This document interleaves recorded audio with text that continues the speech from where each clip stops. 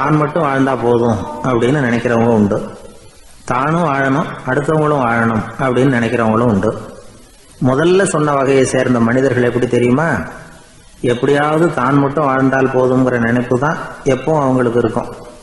தங்களுடைய வளர்ச்சிக்கு எது தடையா இருந்தாலும் சரி, யார் தடையா இருந்தாலும் சரி, அதை அழிச்சுட்டு தான் மறுவேலை பார்ப்பாங்க. அவங்கெல்லாம் பாவ காரியங்களுக்கு தயங்குறதே இல்லை. அப்படிப்பட்ட வாழ்க்கை அவங்களுக்கே இடைஞ்சல அமைஞ்சு விடுறது உண்டு. அதை விளக்கறதுக்கு ஒரு கதையும் உண்டு. ஒரு ஊர்ல அப்படிப்பட்ட ஆள் ஒருத்தன் இருந்திருக்கான். நிறைய பாவங்களை செஞ்சவன். அதன் காரணமா நரகப்படுகொழியில விழுந்துட்டான்.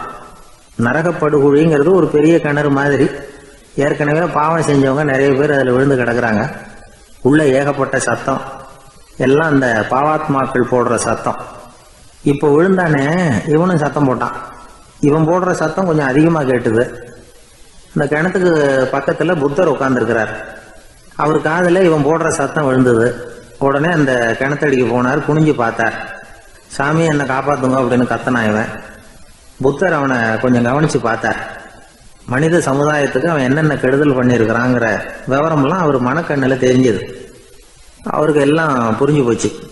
இருந்தாலும் அவனை காப்பாத்துறதுக்கு ஏதாவது வழி உண்டா அப்படின்னு யோசிச்சார். அவன் தன்னுடைய வாழ்நாளில் ஏதாவது நல்லது செஞ்சிருக்கானா அப்படின்னு பார்த்தார். ஒரே ஒரு சமயம் அவன் தன்னுடைய காலடியில மிதிபட இருந்த சிலந்தியை மிதிக்காமல் தாண்டி போயிருக்கிறான். இந்த ஒரு காரியத்துக்காக அவனை கரையேற்ற முடியுமா அப்படின்னு நினைச்சார். அவ்வளவுதான். உடனே அவர் கையில ஒரு சிலந்தி வந்து உட்காந்துதான். அதுகிட்ட இருந்து நூல் இழை வெளிவர ஆரம்பிச்சது. அந்த நூல் இழை கிணற்று ஆழம் வரைக்கும் அப்படியே நீண்டுகிட்டே போச்சான். புத்தர் பார்த்தார். இந்த நூலை பிடிச்சிக்கிட்டு மேலே ஏறி வா அப்படின்னார். என்னங்க சொல்றீங்க? இந்த சிலந்தி நூல் என்ன தாங்குமான்னு கத்தனான். எல்லாம் தாங்கும், அதை பிடிச்சிக்கிட்டு ஏறி வா அப்படின்னார். சந்தேகத்தோடவே அவன் அந்த நூல் இழைய பிடிச்சி இழுத்து பார்த்தா ரொம்ப வலுவா இருந்தது. அவனுக்கு ஆச்சரியம். அதை பிடிச்சிக்கிட்டே மெதுவா மேலே ஏறி வர ஆரம்பிச்சுட்டான். பாதி தூரம் ஏறி வந்திருப்பான். அப்போ அவன் காலுக்கு கீழே ஏதோ சத்தம். என்னன்னு குனிஞ்சு பார்க்கறான். கீழே கிடந்தவங்க சில பேரும் அந்த நூலை பிடிச்சி மேலே வந்துகிட்டு இருக்கிறாங்க. இவனுக்கு கோபம் வந்துட்டுது. தன்னுடைய இடுப்புல வச்சிருந்த கத்தியை எடுத்து தன்னுடைய காலுக்கு கீழே நூல் இழையை அப்படியே வெட்டி விட்டுட்டான். இனிமே நாம மட்டும்தான் மேலே ஏறி வந்துடணும் அப்படின்னு நினைச்சுக்கிட்டான். ஆனா நடந்தது என்ன தெரியுமா? மொத்த நூல் இழையும் அப்படியே அருந்து கீழே விழுந்துட்டுது. அவனும் பொத்துன்னு கீழே விழுந்துட்டான். மறுபடியும் கத்த ஆரம்பிச்சுட்டான். ஏற்கனவே அவன் செஞ்சிருந்த ஒரு சிறு கருணை அந்த நூல் இழைக்கு உறுதியை கொடுத்தது. இப்போ அவன் செஞ்ச பாவம் அந்த நூல் இழைய வலுவிழக்க செஞ்சுட்டுது. அடுத்தவங்களும் வாழணுங்கிற எண்ணம் அவனுக்கு இருந்திருந்தா இப்ப அவனும் கரையேறி வந்திருப்பான், மற்றவங்களும் சௌக்கியமா வந்து சேர்ந்திருப்பாங்க. அதனால நாமும் வாழணும், அடுத்தவங்களும் வாழணும் அப்படின்னு நினைக்கிறவன் வாழ்க்கையில சீக்கிரம் முன்னுக்கு வந்துருவான். ஒருத்தன் ஒரு டாக்டர் கிட்ட போனான். மருந்து வாங்கினான். வாங்கி கொண்டாந்து பேசாம வச்சுட்டான், சாப்பிடல. அப்புறம் எதுக்காகப்பா போய் அவர்கிட்ட மருந்து வாங்கினேன் அப்படின்னு கேட்டாங்க.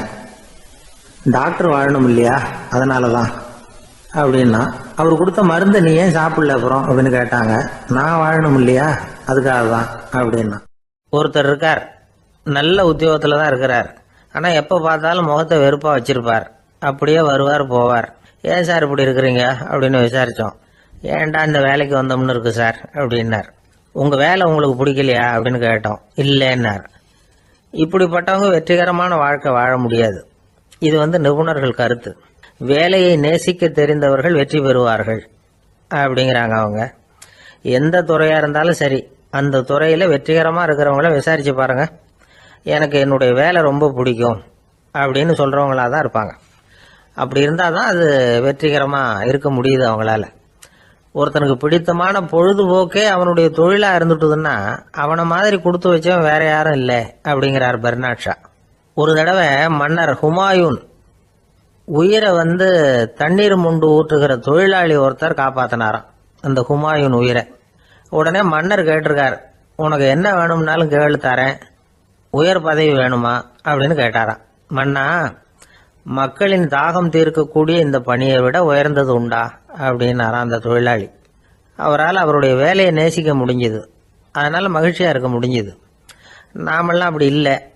வேலை கிடைக்கிற வரைக்கும் கிடைச்சா போதும் அப்படின்னு இருக்கோம். கிடைச்சதுக்கு அப்புறம் ஏன்டா இந்த வேலைக்கு வந்தோம்னு ரொம்பவும் அழுத்துக்குவோம். சரி, நாம் இருக்கிற இடத்துல நாம் வெற்றிகரமா இருக்க வழி உண்டா? அப்படின்னா உண்டுன்னு சொல்கிறாங்க. அதாவது மன இயல் நிபுணர்கள் இருக்கிறாங்க இல்லையா, அவங்க அதுக்கு முக்கியமாக 6 வழிகள் சொல்கிறாங்க. நீங்கள் ஒரு அலுவலகத்தில் வேலை பார்க்குறவரா அப்படின்னா இதை கேளுங்க. அதாவது உங்கள் மேலதிகாரி எதிர்பார்ப்புக்கு தகுந்த மாதிரி உங்கள் வேலை இருக்குதா? அப்படி இல்லைன்னா முதல்ல உங்கள் வேலையின் தரம் உயரணும். உங்களுக்கு மேலே கீழே வேலை பார்க்குற பணியாளர்கள்கிட்ட நல்ல விதமாக பழகுறீங்களா? அந்த உறவு முறையில் ஏதாவது குறை இருந்தால் அதை கண்டுபிடிச்சி சரி பண்ணுங்க. நம்பிக்கைக்கு உரியவர் அப்படின்னு நீங்கள் பேர் எடுக்கணும். நீங்கள் எடுக்கிற முடிவு நல்ல முடிவாக தான் இருக்கும் அப்படின்னு அடுத்தவங்க சொல்லணும். உங்கள் தோற்றத்துக்கு முக்கியத்துவம் கொடுங்க. இது மனம் உடல் ரெண்டும் சம்பந்தப்பட்டது. அதனால் மனசையும் ஆரோக்கியமாக வச்சுருக்கணும், உடம்பையும் ஆரோக்கியமாக வச்சுருக்கணும். உங்களுடைய நிர்வாகம் செயல்படுற விதத்தை நல்லா புரிஞ்சு வச்சுக்கணும். உங்களுடைய நிர்வாகம் இப்போ ஒரு காரியம் செய்யுதுன்னு வச்சுங்க, ஏன் அப்படி செய்யுது, எதுக்காக அப்படி செய்யுது, அதனுடைய குறிக்கோள் என்ன, அது நீடிக்கிறதுக்கு காரணம் என்ன, இதையெல்லாம் தெரிஞ்சுக்கணும். சிரிப்புக்கு வஞ்சகம் பண்ணக்கூடாது. நல்லா சிரிக்கணும், அப்போ தான் அது திரும்ப கிடைக்கும். கடந்த கால தோல்வியை பற்றி கவலைப்படக்கூடாது. முதலாளி விருப்பம் தெரிஞ்சு நடந்துக்கிறது நல்லது தான். அதுக்காக காக்கா பிடிக்கணுங்கிற அவசியம் இல்லை. உங்களுக்கு ஒரு பொறுப்பான வேலை கிடைக்குது, உடனே சத்தம் குழப்பம் அப்படின்னு சூழ்நிலையை இறுக்கமாக ஆக்கிடக்கூடாது. எந்த சூழலையும் இயல்பாக கையாளக்கூடியவர் அப்படிங்கிறத காட்டணும். இதெல்லாம் உங்கள் துறையில் நீங்கள் வெற்றி பெற நிபுணர்கள் சொல்கிற யோசனைகள். இவ்வளவு விவரமும் சொல்லிவிட்டு ஒருத்தரை பார்த்து கேட்டோம், இப்போ சொல்லுங்க, நீங்கள் செய்கிற வேலை உங்களுக்கு பிடிச்சிருக்குதா அப்படின்னோம். ரொம்ப ரொம்ப பிடிச்சிருக்குது அப்படின்னார். சரி, என்ன செஞ்சிட்டு இருக்கிறீங்க அப்படின்னு கேட்டோம். சும்மா தான் இருக்கிறேன் அப்படின்னார் அவர். நம்மகிட்ட ஒருத்தன் தப்பாக நடந்துக்கிட்டானா உடனே நாம் என்ன செய்வோம்? கையை ஓங்கிட்டு அவனை அடிக்க போவோம். நாம் அவங்ககிட்ட அவனை விட ஒருபடி மேலாக தப்பாக நடந்துக்குவோம். ஆனால் பெரியவங்கள்லாம் அப்படி நடந்துக்கிறது இல்லை. இன்னா செய்தாரை ஒருத்தல் அவர் நாண நன்னயம் செய்து விடல் அப்படின்னு வள்ளுவர் சொல்லியிருக்கார் இல்லையா, அதுக்கு தகுந்த மாதிரி நடந்துக்குவாங்க. பாயசித் விஸ்தாமிங்கிறவர் ஒரு பெரிய ஞானி. அவர் ஒரு நாள் ராத்திரி ரொம்ப நேரம் மசூதியில் இருந்துட்டு வீட்டுக்கு திரும்பி வந்துகிட்டு இருக்கிறார். வழியில் ஒரு குடிகாரன், அவன் கையில் ஒரு இசைக்கருவி, அதை கண்ணா பின்னான்னு மீட்டிக்கிட்டு வாய்க்கு வந்தபடியே என்னத்தையோ பாட்டுன்னு நினச்சிக்கிட்டு பாடிக்கிட்டு அவன் பாட்டுக்கு கிடக்கிறான் வழியில். அதோடு இருந்தாலும் பரவாயில்ல, அந்த பக்கமாக வழியில் போகிறவங்க வர்றவங்களையெல்லாம் பார்த்து கண்ணா பின்னான்னு திட்டிகிட்டு இருக்கிறான், ரொம்ப வளர்க்குறான். பாயசித் பிஸ்தாமிங்கிற அந்த பெரியவர் அந்த வழியாக போகிறார். அவனை பார்க்குறார். அவனுடைய நிலைமையை பார்த்துட்டு பரிதாபப்படுறார். ஏன்பா இது மாதிரிலாம் நடந்துக்கிற, இப்படி நடக்கலாமா அப்படின்னு ஏதோ கொஞ்சம் புத்திமதி சொல்கிறதுக்கு ஆரம்பித்தார். அவனுக்கு கோபம் வந்துட்டுது. கையில் வச்சிருந்த வாத்திய கருவி அதால் ஓங்கி அந்த பெரியவர் தலையில் ஒரு அடி கொடுத்தான். ரத்த காயம் ஏற்பட்டு போச்சு. அவன் கையில் இருந்த இசைக்கருவியும் அடித்த வேகத்தில் 2ஆக உடஞ்சி போச்சு. அவ்வளோ வேகமாக அடிச்சிருக்கான். இவ்வளவு தூரத்துக்கு நடந்து போச்சுல்ல, அந்த மாபெரும் ஞானி வாயை திறந்து ஒரு வார்த்தை கூட பேசலை. பேசாமல் தலையை பிடிச்சிக்கிட்டு அவர் பாட்டுக்கு போயிட்டார். மறுநாள் அந்த பெரியவர் என்ன பண்ணார் தெரியுமா? கொஞ்சம் இனிப்பு பண்டங்கள், கொஞ்சம் பணம், இது ரெண்டையும் ஒரு ஆள் மூலமாக அனுப்பி வச்சார் அந்த குடிகாரனுக்கு. அவனுக்கு ஒன்றும் புரியல. என்ன விவரம்னு விசாரித்தான். வந்த ஆள் ஒரு கடுதாசியை நீட்டினான். அதில் விவரம் இருந்தது. ஞானி எழுதியிருக்கிறார், இதை பார்ப்பா, உங்களுடைய இசைக்கருவி உடையறதுக்கு என்னுடைய தலை காரணமாக ஆயிட்டுது. அதுக்காக நான் ரொம்ப வருத்தப்படுறேன். அதுக்காக தான் பணம் அனுப்பி வச்சுருக்கேன். வேறு புதுசாக ஒரு இசைக்கருவி வாங்கிக்கோ. அப்புறம் இன்னொரு விஷயம், நேற்றுக்கு ராத்திரி என்கிட்ட ஏகப்பட்ட கசப்பான வார்த்தைகளை பேசினேன். இதோடு அனுப்பியிருக்கிற இனிப்பு பண்டங்களை சாப்பிட்டு உன்னுடைய நாவில் உள்ள கசப்பை மாற்றிக்கோ அப்படின்னு அதில் எழுதப்பட்டிருந்தது. இந்த சமயத்தில் அவன் குடி மயக்கத்தில் இல்லை, கிழிஞ்சு போயிருந்த நேரம் இது. அதனால் அதை படித்த உடனே அவனுக்கு ரொம்ப வெக்கமாக போச்சு. தலை குனிஞ்சான், யோசனை பண்ணான். கொஞ்ச நேரத்தில் தன்னுடைய நண்பர்கள் சில பேரையும் கூப்பிட்டுக்கிட்டு நேராக அந்த ஞானி இருக்கிற இடத்துக்கு ஓடினான். அவர் காலில் விழுந்தான், அவர்கிட்ட மன்னிப்பு கேட்டுக்கிட்டான். பெரியவங்களே தெரியாமல் நான் இந்த பாவ செயலை பண்ணிவிட்டேன், என்னை மன்னிச்சுங்க, உங்களுடைய பொறுமையும் போதனையும் என்னுடைய கண்ணை திறந்துட்டுது. இனிமேல் நானும் என்னுடைய நண்பர்களும் நல்ல வழியில் திருந்தி வாழ போகிறோம் அப்படின்னா. ஞானி செய்த நன்னயம் குடிகாரனை எப்படி திருத்திருக்கு பார்த்தீங்களா? இந்த கதையை கேட்டுவிட்டு ஒருத்தர் சொன்னார், என் வாழ்க்கையில் கூட அப்படி ஒரு சம்பவம் நடந்தது சார். நானும் ஒரு நாள் ராத்திரி ஓவராக குடிச்சிட்டு ஒரு கிட்டாரை வாசிச்சுக்கிட்டு கண்ணாபின்னான்னு உளறிக்கிட்டு திட்டிக்கிட்டு இருந்தேன். அந்த சமயம் அந்த வழியாக ஒருத்தர் வந்தார். ஓங்கி தலையில் ஒரே ஒரு அடி, ரத்தம் வந்துட்டுது. அதுக்கப்புறம் என் மனசு தெரிந்துவிட்டுது சார் அப்படின்னார். அப்படியா என்ன ஆச்சரியமா? ஆமாம் சார், அடி விழுந்தது அவர் தலையில் இல்லை, ஏன் தலையில். வந்தவர் என்ன அப்படி அடிச்சுட்டார்? மயக்கம் தெளிஞ்சதுக்கு அப்புறம்தான் எனக்கு விவரம் புரிஞ்சுது, அவர் ஒரு போலீஸ்காரரு அப்படின்னார் ரொம்ப சோகமாக. ஜெருசலேம் அங்கே உள்ள ஒரு தேவாலயம், அதில் உள்ள பலிபீடத்தின் முன்னாடி ஒரு பெட்டி உண்டு. அது காணிக்கை பெட்டி. ஆலயத்துக்கு வர்றவங்க பிரார்த்தனை பண்ணிவிட்டு திரும்பி போகிற சமயத்தில் அந்த பெட்டியில் காணிக்கை போடுவாங்க. அவங்களால எவ்வளவு முடியுமோ அவ்வளவு போடுறது வழக்கம். அவங்கவுங்க வசதிக்கு தகுந்த மாதிரி போடுவாங்க. வசதி உள்ளவங்களாக இருந்தாலும் சரி, வசதியே இல்லாத வறியவர்களாக இருந்தாலும் சரி, ஆலய காணிக்கை பெட்டியில் காசு போடுறது அவங்களுக்கு ரொம்ப பெருமையான ஒரு செயல். ஒரு சமயம் இயேசு தம்முடைய சீடர்களோடு அந்த ஆலயத்துக்கு வரார். அங்கே உட்காந்து ரொம்ப நேரம் வழிபாடு பண்ணிகிட்டு இருக்கிறார். சீடர்களும் அந்த ஜபத்தில் கலந்துக்கிட்டாங்க. வழிபாடு முடிஞ்சுது. இயேசு உட்காந்துருக்கிறார். காணிக்கை பெட்டியில் காசு போடுறவங்கள கவனிக்கிறார். சீடர்களும் அதையே கவனிச்சுக்கிட்டு இருக்கிறாங்க. ரொம்ப பேர் வரிசையாக வந்தாங்க. அவங்களால முடிஞ்ச அளவுக்கு காசு போட்டுட்டு அவங்க பாட்டுக்கு போய்கிட்டு இருக்கிறாங்க. வசதியானவங்க நிறைய பேர் வந்தாங்க. அதுக்கு மத்தியில் வயசான ஒரு அம்மா, அவங்களும் வந்து காசு போட்டுட்டு போகிறாங்க. இப்போ இயேசு தன்னுடைய சீடர்கள் பக்கம் திரும்பினார். ஒரு கேள்வி கேட்டார். இப்போ இந்த காணிக்கை பெட்டியில் நிறைய பேர் வந்து காசு போட்டுட்டு போகிறத நீங்கள் கவனிச்சிங்க. இன்றைக்கி இந்த காணிக்கை பெட்டியில் ரொம்பவும் அதிகமாக காசு போட்டது யார் அப்படின்னு கேட்டார். முதல்ல வந்தார ஒரு பெரிய மனுஷன், அவர் தான் அதிகமாக போட்டார் அப்படின்னார் ஒருத்தர். மூணாவதாக வந்தவர் தான் அதிகமாக போட்டார், நான் கவனித்தேன் அப்படின்னாரு இன்னொருத்தர். இப்படி ஆளுக்கு ஒரு விதமாக சொல்கிறாங்க. கடைசியாக இயேசு சொன்னாராம், இன்றைக்கு அந்த பெட்டியில் அதிகமாக காசு போட்டவங்க அந்த வயசான அம்மா தான் அப்படின்னாராம். சீடர்களுக்கு ஒன்றும் புரியல. அந்த அம்மா ரொம்பவும் ஏழையாச்சே, அவங்க எப்படி அதிகமாக காணிக்கை செலுத்த முடியும் அப்படிங்கிறது அவங்க சந்தேகம். இயேசு விளக்குனார். நிறைய பேர் வந்தாங்க, நிறையவே காசுகள் போட்டாங்க, அது உண்மைதான்.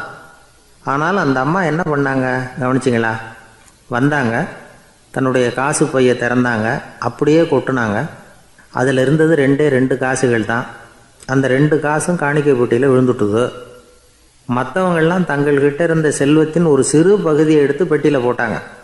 ஆனால் இந்த அம்மா தன்கிட்ட என்ன இருந்ததோ அதை அப்படியே போட்டுட்டாங்க. தன்னுடைய பிழைப்புக்காக வச்சுருந்த அவ்வளவையும் இழக்கிறதுக்கு தயாராகிட்டாங்க. அவ்வளவு தாராள மனசு அவங்களுக்கு. அதனால் அவங்க செலுத்தின காணிக்கை தான் அளவில் அதிகம் அப்படின்னார். விலை மதிப்பில்லாத முத்து புதையல் ஒருத்தனுக்கு கிடைக்க போகுதுன்னு வச்சுக்கோங்க. அதன் மதிப்பை உணர்ந்தவன் என்ன பண்ணுவான்? அதை அடையிறதுக்காக தன்கிட்ட இருக்கிற எதையும் கொடுக்கறதுக்கு தயாராக இருப்பான் இல்லையா? அது மாதிரி தான் இதுவும் அப்படின்னார். உலக மதிப்பீடுகளை துரும்பா தூசியாக மதித்து அதையெல்லாம் உதறி விடுகிறவன் இறையருள் அப்படிங்கிற இணையில்லாத செல்வத்தை பெறுகிறான் அப்படிங்கிறது இதில் உள்ள கருத்து. இறைவனுக்காக இழப்பதுன்னா துன்பப்படுகிறவர்களுக்காக, ஏழைகளுக்காக, ஏதுமற்றவர்களுக்காக இழப்பது அப்படின்னு அர்த்தம். உங்கள் அயலானுக்கு நீங்கள் என்ன உதவி செய்தாலும் அதை எனக்கே செய்கிறீர்கள் அப்படின்னு இயேசு சொல்லியிருக்கிறார். அடுத்தவங்களுக்கு உதவணுங்கிற குணம் இன்றைக்கி ரொம்ப குறைஞ்சி போச்சு. ஒருத்தன் வாழைப்பழத்தோல் வழுக்கி கீழே விழுந்துட்டான். பக்கத்தில் இருந்த நண்பன் உடனே அவனை தூக்கிக்கிட்டு போய் ஆஸ்பத்திரியில் சேர்த்துட்டான். அதுக்கப்புறம் சொன்னான், நீ அந்த வாழைப்பழத்தோலில் காலை வைக்க போகிறத முன்னாடியே நான் கவனிச்சுட்டேன் அப்படின்னானா. அப்படின்னா அப்போவே நீ எனக்கு உதவி செஞ்சுருக்கலாமே அப்படின்னானா அவன். நான் டாக்டருக்கு உதவலாம்னு நினச்சிட்டேன் அப்படின்னா இவன். ஒரு ஊரில் ஒரு ஆள் இருந்தான். அவனுக்கு ஒரே ஒரு மகள். அவளை நல்ல இடத்துல கட்டி கொடுக்கணும்னு ஆசைப்பட்டான். அதுக்காக மாப்பிள்ளை தேடிக்கிட்டு இருந்தான். அவன் கொஞ்சம் வசதியான ஆள். அதனால் நிறைய பேர் வந்தாங்க. இருந்தாலும் ஒரு நல்ல குணமுள்ள மாப்பிள்ளையாக இருக்கணும் அவன் எதிர்பார்த்தான். அப்படி இருக்கணும்னு தொடர்ந்து முயற்சி பண்ணான். கடைசியாக ஒரு 3 பேர் கிடைச்சாங்க. அந்த 3 பேரில் யாரை தேர்ந்தெடுக்கிறது? இதுதான் அவனுக்கு வந்த குழப்பம். இந்த நிலைமையில் ஒரு பெரியவரை தேடி போனான். அவர்கிட்ட தன்னுடைய பிரச்சனையை சொன்னான். அவர் கொஞ்சம் யோசனை பண்ணார். அதுக்கப்புறம் 3 பேரையும் கூப்பிட்டார். இதை பாருங்கப்பா, உங்கள் 3 பேருக்கும் 3 மாத கால அவகாசம் தர்றேன். நீங்கள் இப்போ போகலாம். 3 மாதம் கழித்து திரும்பி வரலாம். அப்படி வரும்பொழுது இந்த 3 மாத காலத்தில் நீங்கள் செஞ்ச நல்ல காரியம் ஏதாவது ஒன்று சொல்லணும். அதை வச்சு உங்களில் ஒருத்தரை நாங்கள் தேர்ந்தெடுத்துக்கிறோம் அப்படின்னு சொன்னாராம். 3 பேரும் சரின்னு சொல்லிவிட்டு திரும்பி போயிட்டாங்க. 3 மாதம் ஆச்சு. அதுக்கப்புறம் ஒரு நாள் திரும்பி வந்தாங்க. அவர் அவங்கள கூப்பிட்டு உட்கார வச்சார். அப்புறம் கேட்டார், இப்போ சொல்லுங்கள், இந்த 3 மாத காலத்தில் நீங்கள் செஞ்சுருக்கிற ஏதாவது ஒரு நல்ல காரியத்தை சொல்லுங்க அப்படின்னார். முதல்ல ஒருத்தன் எழுந்திரிச்சு நின்னான். ஐயா, எங்கள் அப்பா இறந்த பிறகு அவரோட கணக்கு வழக்குகளை எடுத்து பார்த்துக்கிட்டு இருந்தேன். அவர் ஒரு வியாபாரிகிட்ட 10,000 ரூபா கடன் வாங்கி இருக்கிறதாக எழுதியிருந்தார். அந்த வியாபாரியும் இப்போ உயிரோடு இல்லை. இருந்தாலும் அந்த வியாபாரியோட மகனை தேடி கண்டுபிடிச்சேன். கணக்கு புத்தகத்தை காட்டினேன். உங்கள் அப்பா கிட்ட 10,000 ரூபா கடன் வாங்கி இருக்கிறதாக இதை எழுதியிருக்கிறார். அதனால் அதை திருப்பி கொடுக்கறதுக்காக வந்திருக்கிறேன். இந்தாங்க அந்த பணம் அப்படின்னு சொல்லி கொடுத்துட்டு வந்துட்டேன் அப்படின்னு நானும். இதை பெரியவர் கவனமாக கேட்டுக்கிட்டார். அதுக்கப்புறம் 2வது இளைஞன் எழுந்திருச்சான். ஐயா, நான் போன மாதம் ஒரு நாள் ராத்திரி வேளையில் ஒரு காட்டுப்பாதை வழியாக எங்கள் ஊருக்கு போய்கிட்டு இருந்தேன். அந்த சமயத்தில் அந்த வழியாக வந்துக்கிட்டு இருந்த ஒரு வழிப்போக்கர்கிட்ட 4-5 திருடர்கள் வம்பு வளர்த்து அவர்கிட்ட இருந்த பொருளை எல்லாம் கொள்ளையடிச்சிக்கிட்டு இருந்தாங்க. நான் உடனே ஒரு குச்சியை எடுத்துகிட்டு ஓடினேன். அந்த திருடர்களை அடித்து விரட்டினேன். பொருளை எல்லாம் மீட்டு அந்த வழிப்போக்கர்கிட்ட ஒப்படைச்சேன். அவரை பத்திரமா அழைச்சிட்டு போய் அவர் வீட்டில் விட்டுட்டு வந்தேன் அப்படின்னு நானும். இதையும் பெரியவர் கவனமாக கேட்டுக்கிட்டார். அடுத்தபடியாக 3வது இளைஞன் எழுந்திருச்சான். ஐயா, போன மாதம் ஒரு நாள் நான் ஒரு மலைப்பாதை வழியாக போய்கிட்டு இருந்தேன். மலைப்பாதை விளிம்பில் ஒரு மதகு கட்டை, அது மேலே ஒரு ஆள் படுத்து தூங்கிட்டு இருந்தான். அந்த பக்கம் தவறி உருண்டு விழுந்திருந்தான்னா அதில் பாதாளம். அது மலையடி வாரத்தில் போய் தான் விழணும். அவ்வளவு பள்ளம். அது தெரியாமல் அவன் பாட்டுக்கு தூங்கிட்டு இருந்தான். நான் உடனே அவன்கிட்ட ஓடி போய் குனிஞ்சு அவன் முகத்தை பார்த்தேன். அப்போ தான் புரிஞ்சுது, அவன் ஏற்கனவே எனக்கு தெரியும். அவனை எனக்கு நிறைய கெடுதல் பண்ணியிருக்கிறான், இடைஞ்சல் கொடுத்தவன். இருந்தாலும் ஐயோ பாவம்னு நினச்சி அவனை எழுப்பி பாதுகாப்பாக வேற ஒரு இடத்துல படுக்க வச்சுட்டு வந்தேன் அப்படின்னு நானா. பெரியவர் இதையும் கேட்டுக்கிட்டார். அதுக்கப்புறம் அவங்க 3 பேரையும் பார்த்து நீங்கள் போகலாம், நாங்கள் யோசித்து முடிவு பண்ணி உங்களுக்கு சொல்லி அனுப்புகிறோம் அப்படின்னாராம். அந்த இளைஞர்கள் புறப்பட்டு போயிட்டாங்க. அதுக்கப்புறம் அந்த பெண்ணோட அப்பாவை பார்த்து சொன்னார், இந்த 3 பேருமே நல்ல பிள்ளைங்க தான், அதில் ஒன்றும் சந்தேகம் இல்லை. இருந்தாலும் இந்த 3 பேர் செஞ்ச செயல்களையும் ஒப்பிட்டு பார்க்க வேண்டியிருக்கு. முதல் இளைஞன் நேர்மைக்கு எடுத்துக்காட்டாக விளங்குறான். இந்த காலத்தில் இது மாதிரி இளைஞர்களை பார்க்கறது ரொம்ப கஷ்டம்தான். இருந்தாலும் அவன் கடமையை தான் செஞ்சான். 2வது இளைஞன் நல்ல வீரன், தைரியசாலி. ஒரு வீரன் எதை செய்யணுமோ அதைத்தான் இவன் செஞ்சான். இவன் ஒரு லட்சிய மனிதன். 3வது இளைஞன் தன்னுடைய பகைவனுக்கே உதவி செஞ்சிருக்கான். அவன் உயிரை காப்பாற்றியிருக்கிறான். பகைவனுக்கு அருள்வதுங்கிறது ஒரு சாதாரண மனுஷனால் செய்யக்கூடிய காரியம் இல்லை.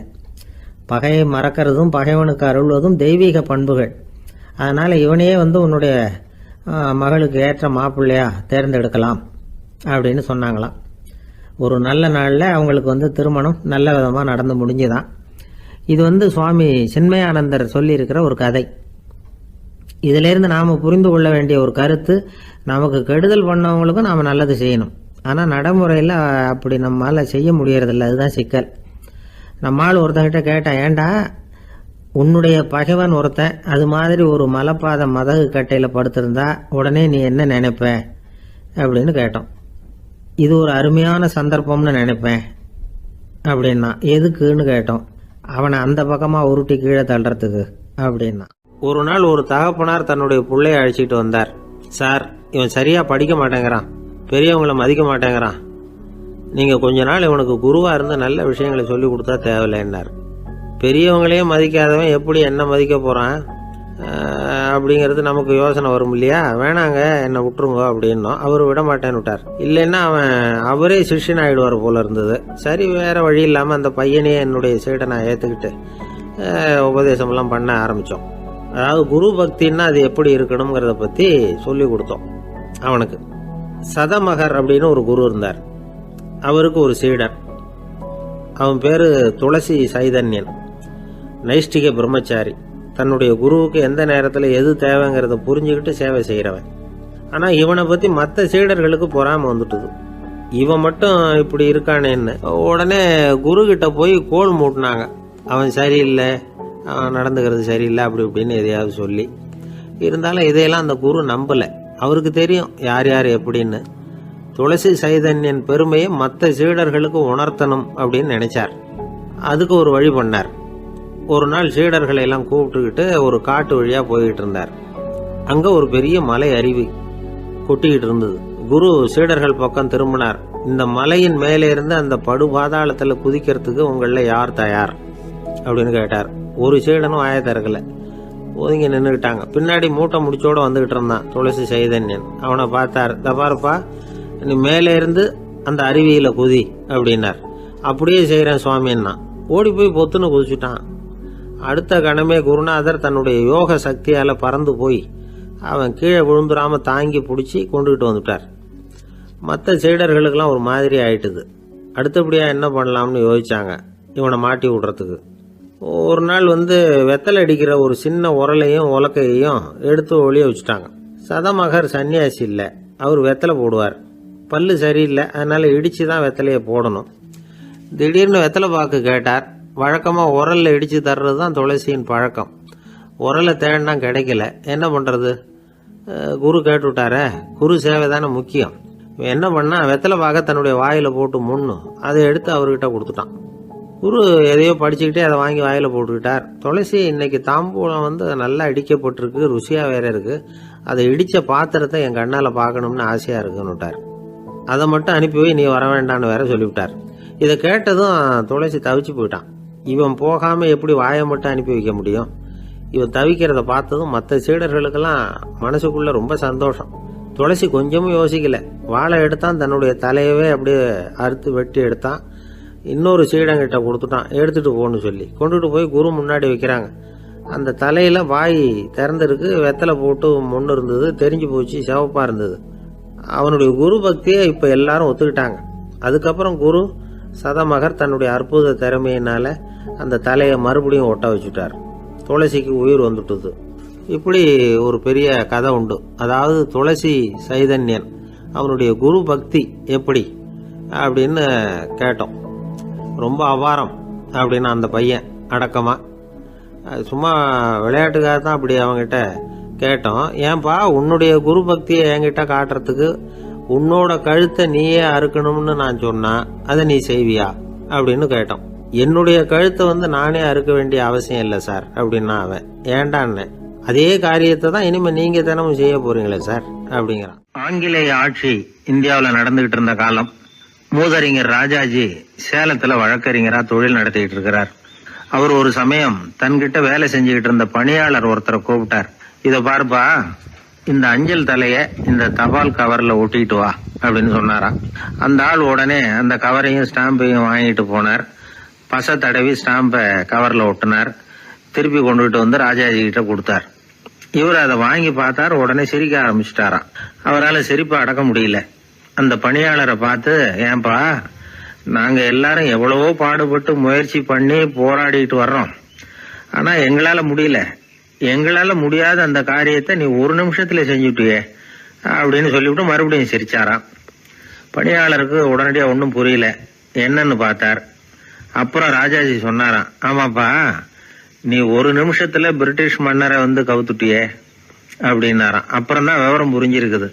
அந்த பணியாளர் மன்னர் உருவம் இருந்த அந்த தபால் தலைய அந்த கவர்ல தலைகீழா ஒட்டி வச்சிருக்கிறார். அதை பார்த்துட்டு தான் ராஜாஜி அப்படி சொன்னாராம். இந்த நகைச்சுவை உணர்வு அவருக்கு இயல்பாவே இருந்தது. சேலத்துல வெங்கட சுப்பையர் அப்படின்னு சொல்லி ஒரு பிரபலமான வக்கீல், அவரும் ராஜாஜியும் ஒரு ஊர்ல பொதுக்கூட்டத்தை முடிச்சுக்கிட்டு திரும்பி ரயில்ல சென்னைக்கு வந்துகிட்டு இருக்கிறாங்க. ராத்திரி நேரம். வெங்கட சுப்பையர் ஜன்னல் ஓரமா உட்காந்து பயணம் பண்ணிட்டு இருக்கிறார். திடீர்னு ஒரு இடத்துல அவரோட கை கடிகாரம் நழுவி ஜன்னல் வழியா வெளியில வந்துட்டுதான்.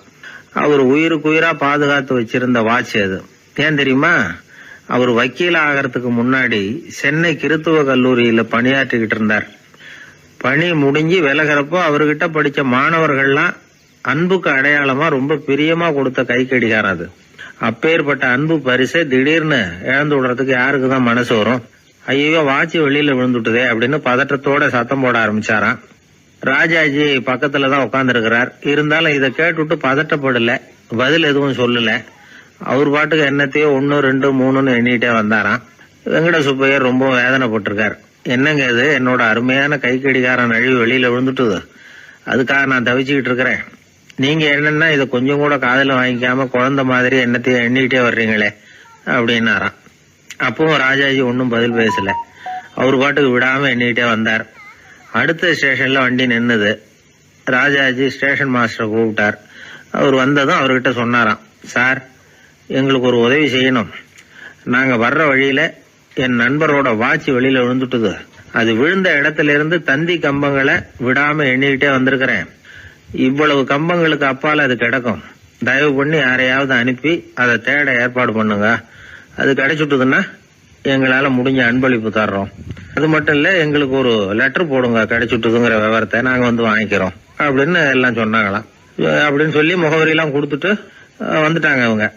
கொஞ்ச நாள்ல அந்த கடிகாரமும் வந்து சேர்ந்துட்டு தான்.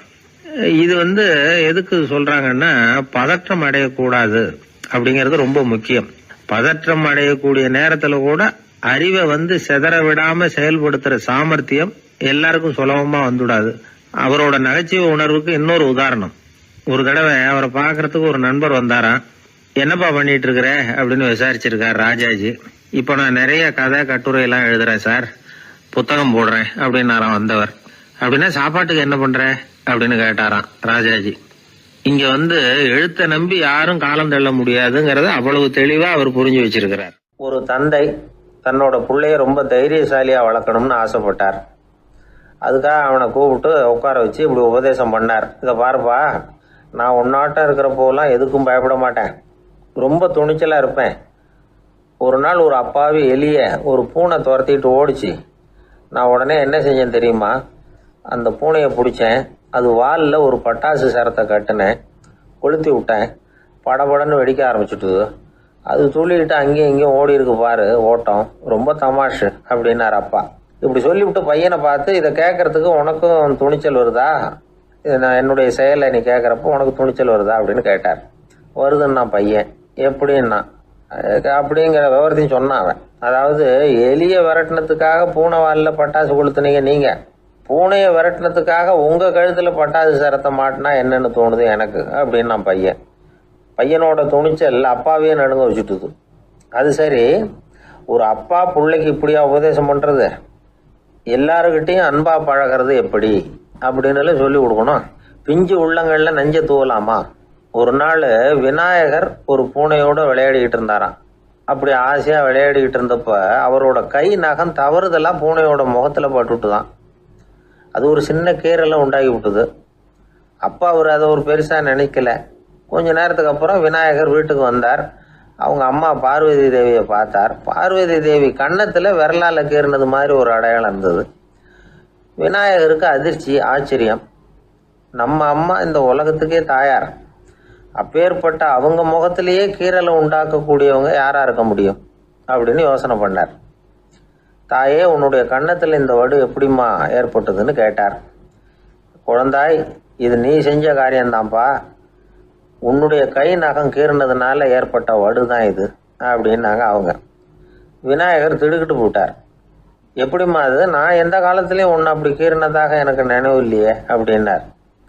இன்னைக்கு காலையில் ஒரு பூனையை கீறினதை நீ மறந்துட்டியா அப்படின்னாங்க அந்த அம்மா. விநாயகர் திகைச்சு போய் நின்னார். பார்வதி தேவி சொன்னாங்க, இதை பாருப்பா, இந்த உலகத்தில் இருக்கக்கூடிய எல்லா உயிர்கள்லேயும் நான் இருக்கிறேன், நான் தான் இந்த உலகமாக ஆகியிருக்கிறேன். ஆகையினால நீ யாரை துன்புறுத்தினாலும் அது உண்மையிலேயே என்ன துன்புறுத்தினதாக தான் வந்து முடியும் அப்படின்னாங்க. விநாயகர் மனசுக்குள்ள ஒரு வெளிச்சம் ஏற்பட்டுதான். அதுக்கப்புறம் அவர் யாரையுமே கல்யாணம் பண்ணிக்காததுக்கு அதுதான் காரணமா. இந்த உலகத்தில் எல்லாரையும், இங்கே இருக்கிற எல்லாத்தையும் தாயின் வடிவமாக அவர் பார்க்க ஆரம்பிச்சிட்டாராம். குருதேவர் ராமகிருஷ்ணர் இந்த கதையை எடுத்து சொல்லியிருக்கிறார். நபிகள் நாயகம் ஒரு தடவை ஒரு நாற்காலியில் உட்காந்து என்னமோ யோசனை பண்ணிட்டு இருந்திருக்கிறார். அப்போ அவரோட உடையில ஒரு கீழ்ப்பகுதி தரையில் படிஞ்சு கிடந்திருக்குது. அங்கே விளையாடிக்கிட்டு இருந்த ஒரு பூனை அது மேலே வந்து படுத்து தூங்கி போயிடுச்சு. தொழுகை செய்ய வேண்டிய நேரம் வந்துட்டது. நபிகள் நாயகம் எழுந்திருக்க பார்த்தார். அப்போதான் பூனை தன்னோட உடை மேலே படுத்து தூங்கிட்டு இருக்கிறது கண்ணில் படுது. பூனையோட தூக்கத்தை கலைக்க விரும்பல அவர். தன்னுடைய சகோதரியை கூப்பிட்டார், ஒரு கத்திரிக்கோள் எடுத்துட்டு வர சொன்னார். பூனை படுத்திருந்த உடை பகுதி மட்டும் இருக்குல்ல, அதை மட்டும் அதோட கத்திரிச்சு விட்டுட்டு அதுக்கப்புறம் அவர் எழுந்திரிச்சு தொழுகைக்கு போனாராம். அதாவது பிற உயிர்கள்கிட்ட எப்படி அன்பு காட்டணுங்கிறத பெரியவங்க எவ்வளவோ விதத்தில் நமக்கு எடுத்து காட்டியிருக்கிறாங்க. இருந்தாலும் எத்தனை பேர் மனசில் அதெல்லாம் உரைச்சிருக்குது? நாமளும் நம்ம ட்ரெஸ்ஸு மேலே ஒரு பூனை படுத்திருந்தா ஒரு கத்திரிக்கோலை தான் தேடுவோம், எடுத்துக்கிட்டு வர சொல்லுவோம். துணியை வெட்டுறதுக்கு பதிலாக இல்லை அதோட வாழை வெட்டினா என்ன அப்படின்னு தோணும். ஒரு ஆள் ரொம்ப பிரியமாக ஒரு பூனையை ஆற்றுல குளிப்பாட்டிக்கிட்டு இருந்தானா. எப்படி? அந்த பூனையை ஆற்று தண்ணியில் அமுக்கி அமுக்கி குளிப்பாட்டிக்கிட்டு இருக்கிறான். அந்த வழியாக போன பெரியவர் ஒருத்தர் இதை பார்த்தார். இதை பார்ப்பா, பூனையை அது மாதிரி ஆற்று தண்ணியில் அமுக்கி குளிப்பாட்டாத, மூச்சு திணறி செத்து போடும் அப்படின்னு அட்வைஸ் பண்ணார். நீ போய் அவன் வேலையை பார்த்துக்கிட்டு, எனக்கு எல்லாம் தெரியும்னா இவன். சரின்னு அவர் போயிட்டார். கொஞ்ச நேரம் கழித்து அவரே அந்த வழியாக திரும்பி வந்துக்கிட்டு இருந்தார். ஆற்றுல பூனையை குளிப்பாட்டிக்கிட்டு இருந்தவன் அழுதுகிட்டு உட்காந்துருக்கிறான். பக்கத்தில் அந்த பூனை செத்து கிடக்குது. இதை பார்த்தார் பெரியவர். நான் தான் அப்போவே சொன்னேனே அந்த பூனையை ஆற்றுல நினைக்காதேன்னு, அதை கேட்டிருந்தா இப்படி ஆயிருக்குமா அப்படின்னார். அந்த ஆள் கோபமாக இவரை முறைச்சி பார்த்தான். அட போய்யா, இந்த பூனை ஆற்றுல குளித்ததுனால ஒன்றும் செத்து போகல, குளித்ததுக்கு அப்புறம் அதோட உடம்பு ஈரமாக இருக்குதுன்னு அதை புழிஞ்சேன், அதனால தான் இப்படி ஆயிட்டுது அப்படின்னு நானும். எனக்கு இது மட்டும்தான் சார் தெரியும், இதை தவிர வேறு எதுவும் தெரியாது அப்படின்னு சொல்லிக்கிட்டே காலம் தள்ளுறவங்க ரொம்ப பேர். அவங்களெல்லாம் கஷ்டப்பட வேண்டியிருக்கும். ஒருத்தர் தன்னுடைய தொழிலில் ரொம்ப கெட்டிக்காரராக இருக்கலாம். அதுக்காக எப்பவும் அதே ஞாபகத்தில் இருந்துக்கிட்டு உலகியல் அறிவு இல்லாமல் இருந்துடக்கூடாது, அது ஆபத்து. இதுக்காக நம்ம தாத்தா பாட்டிலாம் ஒரு கதை சொல்லுவாங்களே, கேள்விப்பட்டிருக்கீங்களா? ஒரு சமயம் ஒரு 4 பேர் சேர்ந்து வெளியூருக்கு பிரயாணம் போனாங்களாம். அந்த 4 பேர் எப்படி தெரியுமா? ஒருத்தர் வேதாந்தி, இன்னொருத்தர் சங்கீத வித்வான், 3வது ஆள் வைத்தியர், 4வது ஆள் ஜோசியர். இவங்க 4 பேரும் நண்பர்கள். அதனால் சேர்ந்து புறப்பட்டாங்க. வழியில் ஒரு ஊரில் தங்கினாங்க. இருட்டி போச்சு. அதனால் இன்றைக்கி ராத்திரி இங்கேயே தங்கி இருந்துட்டு நாளைக்கு புறப்படலாம் அப்படின்னு தீர்மானம் பண்ணாங்க. சாப்பாட்டுக்கு என்ன பண்ணுறது? அங்கேயே கடத்தெருவுக்கு போய் சாமான்லாம் வாங்கியாந்து சமைச்சு சாப்பிட்லாம்னு முடிவு பண்ணாங்க. 4 பேர் இருக்கிறதுனால ஆளுக்கு ஒரு காரியமாக செய்யலாம் அப்படின்னு வேலையை பிரிச்சுக்கிட்டாங்க. வைத்தியர் கரிகாய் வாங்க போனார், வேதாந்தி எண்ணெய் வாங்க போனார், ஜோசியர் பலசரக்கு வாங்க போனார், சங்கீத வித்வானுக்கு சமைக்கிற வேலை. எல்லாம் சரி. ஆனால் நடந்தது என்ன தெரியுமா? கடைத்தெருவுக்கு காய்கறி வாங்க போனார்ல வைத்தியர், அங்கே போய் மார்க்கெட்டில் பார்த்தார். ஒவ்வொரு கரிகாயாக எடுத்து பார்த்தார். இது பித்தம், உடம்புக்கு ஒத்துக்காது, இது வாயு, உடம்பு ஒத்துக்காது அப்படின்னு ஒவ்வொன்றா தள்ளினார். கடைசியில் ஒன்றுமே தேரல, வெறுங்கையோடு திரும்பி வந்துக்கிட்டு இருக்கிறார். எண்ணெய் வாங்க போனார் வேதாந்தி, அவர் ஒரு தொன்னையில் எண்ணெயை வாங்கினார். பேசாமல் அதை எடுத்துகிட்டு வர வேண்டியது தானே, முடியல. அவருடைய வேதாந்த மூளை சிந்திக்க ஆரம்பிச்சுட்டுது. இந்த தொன்னைக்கு எண்ணெய் ஆதாரமா அல்லது எண்ணெய்க்கு தொன்னை ஆதாரமா அப்படிங்கிற ஆராய்ச்சியில் இறங்கினார். என்னாச்சு தெரியுமா? அப்படி கவுத்து பார்த்தார். வாங்கின எண்ணெய் பூராவையும் வழியில் கொட்டிவிட்டு வெறும் தொண்டையோடு சேர்ந்தார். பலசரக்கு வாங்க போனார் ஜோசியர். அவர் ஒரு வழியில் பார்த்தாரு. வழியில் வந்தவங்களெல்லாம் அங்கங்கே ஒரு மரத்தடியில் உட்கார வச்சு அவங்களுக்கெல்லாம் ஆர்வம் சொல்ல ஆரம்பிச்சிட்டார். அப்படி ஒவ்வொருத்தராக சொல்லி முடிச்சுட்டு கடத்தருக்கு போய் சேர்ந்தார். இவர் அங்கே போய் சேர்றதுக்குள்ளே ரொம்ப நேரம் ஆகிட்டுது.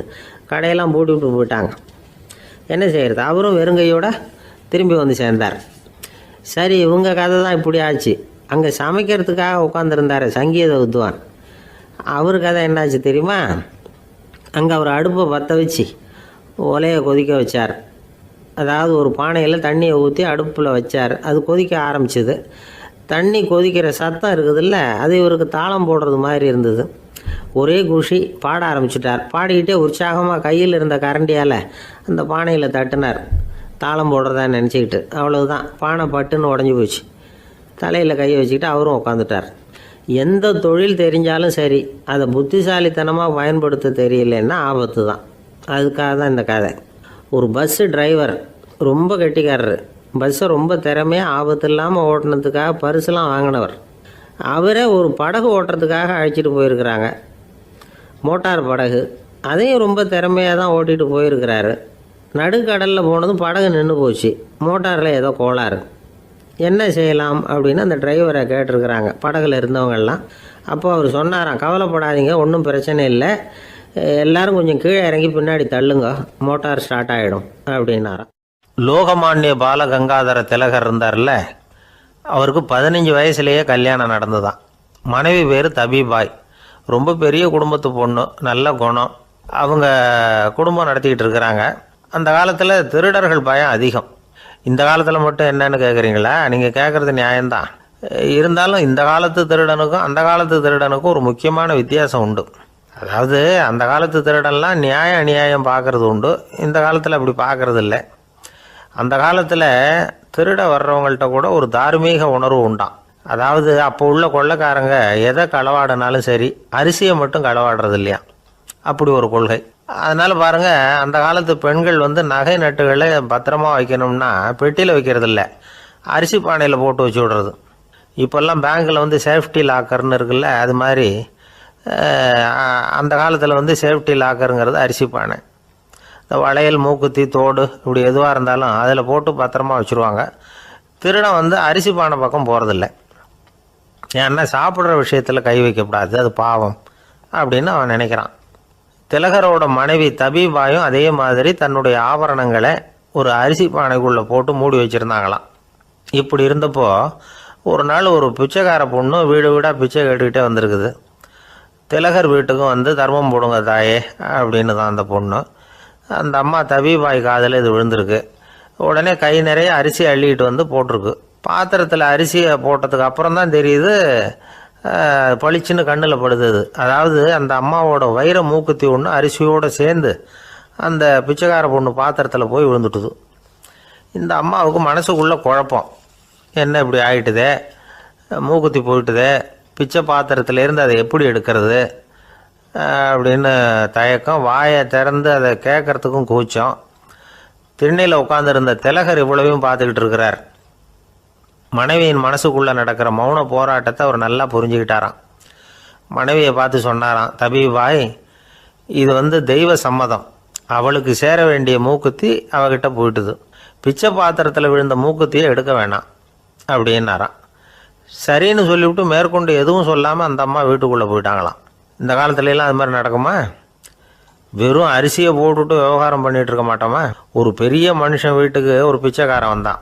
ஐயா, நாங்கள் பிச்சைக்காரங்கள்லாம் சேர்ந்து ஒரு சங்கம் வச்சுருக்குறோம், அதுக்கு நிதி சேர்க்குறோம், அதுக்கு ஒரு 100 ரூபா கொடுத்தீங்கன்னா எங்களுக்கு பெரிய உதவியாக இருக்கும் அப்படின்னானா. அதெல்லாம் ஒன்றும் கொடுக்க முடியாது போ அப்படின்னாரான் அவர். அப்படின்னா ஒரு 50 ரூபாயாவது கொடுங்களேன் அப்படின்ட்டுருக்கான். அதுவும் முடியாதுன்னு சொல்லிவிட்டார். 25 ரூபா அப்படின்னு இருக்கான். எதுவும் முடியாது அப்படின்னாரான். சரிங்க, இவ்வளவு பெரிய வீட்டுக்கு வெறுங்கையோடு திரும்புறது நல்லா இருக்காது, அதனால சும்மா ஒரு 1 ரூபா மட்டுமாவது கொடுங்க அப்படின்ட்டுருக்கான் அவன். ஒரு பைசா கூட என்கிட்ட கிடையாது அப்படின்னு விட்டாரான் இவர். அப்படின்னா நீங்கள் ஒரு காரியம் பண்ணுங்களேன் அப்படின்னானா அவன். என்ன செய்யணும் அப்படின்ட்டுருக்கார். எங்கள் சங்கத்தில் நீங்களும் ஒரு மெம்பராக சேர்ந்துருங்க அப்படின்னானா. அறிவில் சிறந்தவர்கள் ஆண்களா பெண்களா? என்னுடைய நண்பர் ஒருத்தரை பார்த்து நான் கேட்ட கேள்வி இது. அவர் மெதுவாக தன்னுடைய தலையை சொரிஞ்சுக்கிட்டே சொன்ன பதில், அதில் என்ன சார் சந்தேகம், அவங்க தான் அப்படின்னார்.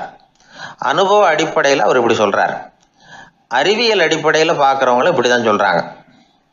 இயற்கையின் நோக்கம் இனப்பெருக்கம், இதில் பெண்களின் பங்கு அதிகம். அதனால் இயற்கையே பெண்களுக்கு பல சலுகைகளை கொடுத்துருக்குது, சக்தியை கொடுத்துருக்குது. இப்போ வெளிநாடுகளில் இதை பற்றியெல்லாம் நிறைய ஆராய்ச்சி பண்ணி பார்த்துருக்குறாங்க, புள்ளி விவரங்கள்லாம் வெளியிட்டிருக்கிறாங்க. ஆண் குழந்தைகளை விட பெண் குழந்தைகள் முன்னாடியே பேச ஆரம்பிச்சுடுறாங்களாம். அது மட்டும் இல்லை, அதிக எண்ணிக்கையில் வார்த்தைகளை கற்றுக்கிறாங்களாம். அப்புறம் பலவிதமான வாக்கிய அமைப்புகளை அமைச்சு பேசுறதுலேயும் பெண் குழந்தைகள் முன்னாடியே ஆரம்பிச்சுடுறாங்களாம். இதெல்லாம் சீக்கிரமாக செய்கிறது பெண் குழந்தைகள் தான். சம வயது உள்ள ஆண் குழந்தைகள், பெண் குழந்தைகள், இவங்களை வச்சு சோதனைகள் பண்ணி பார்த்துருக்குறாங்க. அதாவது ஒரே வயசுள்ள ஆண் குழந்தை, பெண் குழந்தை இதெல்லாம் வச்சு அவங்கக்கிட்ட ஒரே கேள்வியை பல விதமாக கேட்கறது, ஒரே செய்தியை வேறு வேறு கோணங்கள்லேருந்து விளக்கிறது, தவறு இல்லாமல் பேசுறது, வேகமாக படிக்கிறது, எழுதுறது, புரிஞ்சுக்கிறது, இப்படி இதை பற்றிலாம் எத்தனையோ சோதனைகள்லாம் செஞ்சு பார்த்துருக்குறாங்க. அப்படி பார்த்ததில் என்ன தெரிஞ்சதுன்னா, அதில் எல்லாம் ஆண் குழந்தைகளை விட பெண் குழந்தைகள் 1.5 மடங்கு அதிக திறமை உள்ளவங்களாக இருக்கிறாங்களாம். இன்னொரு மொழியை கற்றுக்கிறது, பேசுறது, எழுதுறது, இது கூட பெண்களுக்கு சுலபமாக வருதான். 2 மொழிகளை மாற்றி மாற்றி பேசுறது, மொழிபெயர்க்கிறது, இப்படிலாம் கூட சோதனை பண்ணி பார்த்துருக்குறாங்க. இதுலேயும் பெண்களுக்கு தான் அதிக திறன். சரி, இதை விடுங்க. புள்ளி வச்சு கோலம் போடுறது, அதிலிருந்து இந்த கை கடிகாரங்களில், கம்ப்யூட்டர்களில் நுண்ணிய பாகங்களை பொருத்துறது, இது வரைக்கும் பெண்கள் தான் திறமையாக செயல்படுறாங்க அப்படிங்கிறது அந்த சோதனை முடிவு. இந்த நுட்பம், துல்லியம், விரைவு, சிறு கை இயக்கங்களோடு செய்ய வேண்டிய மென்மையான பணிகள், இதுக்கெல்லாம் தேவை கவன குவியம், பொறுமை, இதெல்லாம் பெண்கள்கிட்ட தான் இருக்குதான். அமெரிக்காவில் இன்னொரு சோதனை கூட செஞ்சு பார்த்துருக்குறாங்க. பெண்களின் மூக்கு மோப்ப உணர்வு, இதெல்லாம் எப்படின்னு பார்த்துருக்குறாங்க. பெண்கள் அதிக எண்ணிக்கையில் வாசனைகளை பிரித்து கண்டுபிடிச்சிடுறாங்களாம். ஆண்களால் அந்த அளவுக்கு முடியலையாம். சரி, காது எப்படின்னா செவிப்புலன் உணர்வும் பெண்களுக்கு தான் அதிகமாக. ஒரு கும்பல், அதில் பலவிதமான சத்தம், அதுக்கு இடையில இந்த குரலோட தொனி, ஏற்ற இறக்கம், இதை வச்சு பேசுகிற ஆளை கண்டுபிடிச்சிடுறாங்களாம். ஒரு கூட்டத்தில் தன்னுடைய வீட்டுக்காரர் எங்கே இருக்கார், பிள்ளைகள் எங்கே இருக்காங்க அப்படிங்கிறதெல்லாம் பெண்கள் சீக்கிரமாக கண்டுபிடிச்சிடுறாங்களாம்.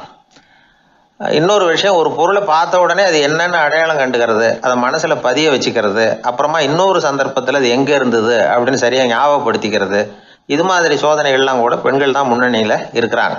ஒரு சராசரி சூழ்நிலையில் ஆண்களை விட அதிகமான எண்ணிக்கையில் புன்னகை புரிகிறது, சிரிக்கிறது பெண்கள் தானா. அதிகமாக தோழமை உணர்வோடு பேசுறது அவங்க தானா. 2 பெண்கள் பேசிகிட்டு இருக்கிறதையும் பாருங்கள், அதே மாதிரி 2 ஆண்கள் பேசிகிட்டு இருக்கிறதையும் பாருங்கள். ஆண்கள் ஒரு அடி தள்ளியே நின்று பேசிகிட்டு இருப்பாங்க. மருத்துவர்களை எடுத்துக்கொள்ளுங்கள், அதாவது சிரிச்ச முகத்தோட நோயாளிகள்கிட்ட பரிவோடு பேசுறதுல பெண் டாக்டர்கள் தான் அதிகம். இதுவரை சொல்லப்பட்டது எல்லாமே அறிவியல் பூர்வமான செய்திகள். அதனால இளம் பெண்கள் வாழ்க்கையில சோர்வடைய தேவையில்லை. இயற்கையே நமக்கு சாதகமா இருக்கு, எல்லாம் முடியும் நம்மால அப்படிங்கிறத அவங்க புரிஞ்சுக்கணும். ஒரு பையன் தன்னுடைய அப்பா அம்மா திருமண ஆல்பத்தை புரட்டிக்கிட்டே இருந்தான். அப்புறம் அம்மாகிட்ட கேட்டான், அம்மா இது யாரு சின்ன வயசுல எடுத்ததா, இது என்னன்னு தெரியலையே, இந்த படத்துல அழகா மீசை வச்சுக்கிட்டு சிரிச்சுக்கிட்டு நிக்கிறது யார் அப்படின்னு கேட்டான். அதுதான்டா அவங்க அப்பான்னாங்க அந்த அம்மா. அப்படின்னா இப்ப நம்ம வீட்டுல நரைச்ச தலையோட அழுது வடிஞ்சிட்டு இருக்காரு ஒருத்தர், அவர் யாருன்னு கேட்டானா. இது பையனுடைய புத்திசாலித்தனம். பெண் பிள்ளைகள் அப்படி கேட்கறது இல்லை. அதனால இந்த கதையெல்லாம் எதுக்காக அப்படின்னா, இளம் பெண்கள் வாழ்க்கையில சோர்வு அடைஞ்சு போயிடக்கூடாது. அதனால பெண்கள் எல்லாம் முடியும் நம்மாலும் அப்படிங்கிறத நினைச்சு செயல்பட்டாங்கன்னா வாழ்க்கையில வெற்றி நிச்சயம். பந்திக்கு முந்தர ஆசாமிகள் நம்மள பல பேர் உண்டு. அப்படி முந்தறதுக்கு கூட முயற்சி பண்றவங்க நிறைய பேர் இருக்கிறாங்க. இதுல என்ன ஒரு விஷயம்னா, பந்திக்கு முந்தறது கூட தப்பு இல்லை.